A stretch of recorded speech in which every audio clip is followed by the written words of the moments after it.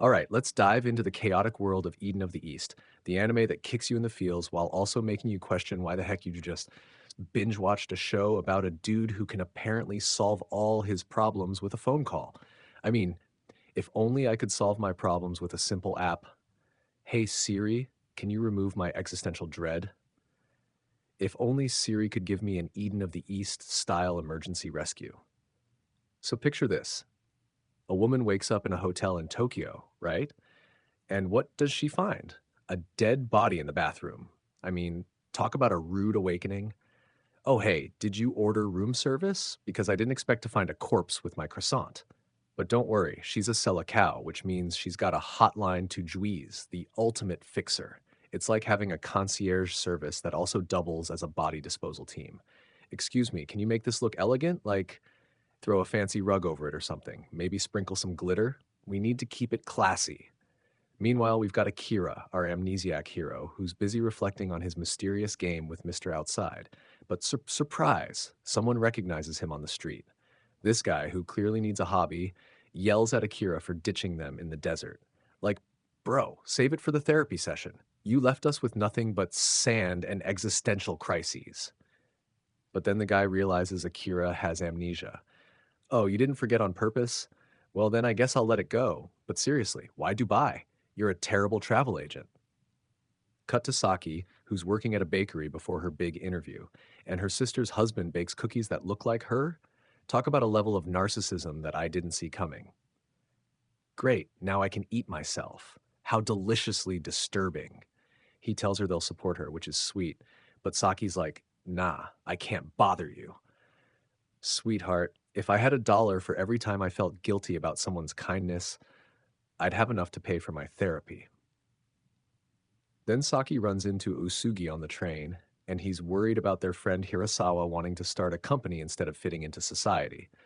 Dude, starting a company is like trying to assemble IKEA furniture without the instructions. Good luck with that. Usugi also asks Saki out to eat, which I'm sure he thinks is the best idea ever, but spoiler alert, it's not a date, buddy. Meanwhile, Akira's on the phone with Juiz trying to save Japan, and Juiz messes up and makes the prime minister say Jafun on live TV. The Japanese prime minister, folks. Imagine trying to run a country and your biggest crisis is a slip of the tongue. How do I fix this? Maybe just Jafun my way out of it. Akira notices he never read Saki's message, which, of course, is a major plot point because let's be honest, who hasn't been ghosted after texting? He decides to apologize in person like a lost puppy looking for love. Cue the sad violin music. And speaking of tragic moments, Saki gets asked about missile terrorism in her interview, and she gives the safest answer possible, like, victims, yeah, they suck. But the interviewer is like, no, I wanted the hot take, not the sappy feel-good crap. So Saki waits in the cafeteria, and guess what? No one shows up. Talk about a plot twist.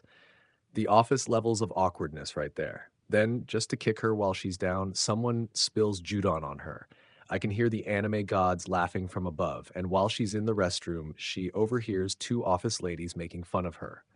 Oof, that's harsh. Saki, can you not take a hint? The judon was intentional, because why not kick a girl when she's already down?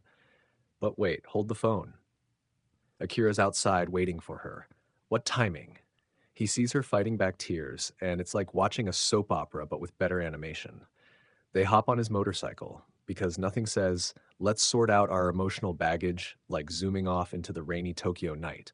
It's romantic in a let's avoid our problems at high speeds way. Then Saki pours her heart out about how things aren't going as planned, and boom, Akira kisses her. It's like, forget all your worries. Let's make bad decisions together.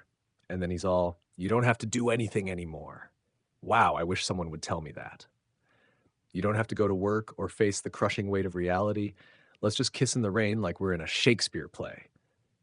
Meanwhile, Usugi's drowning his sorrows with underclassman Kasuga Haruo, clearly the designated sad boy of the episode. He's stumbling around in the rain, yelling at the universe like, why God? Why? And little does he know, Shiratori, the killer lady, is coming for him. Usugi's the perfect mix of tragic and comedic relief. Someone get this guy a hug or a bulletproof vest. Okay, so let's wrap this all up.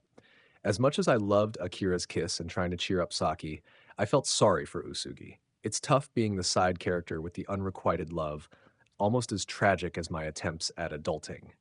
And what's the deal with Shiratori? Is she a red herring, or is she going to turn Osugi into a real life horror story? Either way, I'm in for the ride.